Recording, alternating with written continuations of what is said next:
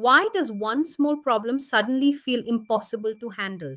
If menopause makes everything feel unbearable lately, there's a real reason. If laundry feels overwhelming, texts feel stressful, noise feels too much, and tiny tasks feel massive, you are not lazy or failing. During menopause, hormonal shifts can affect stress tolerance, sleep, focus, and emotional regulation.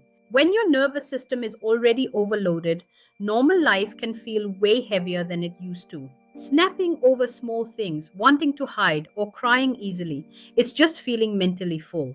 Simple decisions feel exhausting right now. What helps? Do one thing at a time. Reduce stimulation. Rest without guilt. Ask for support. And stop calling yourself weak.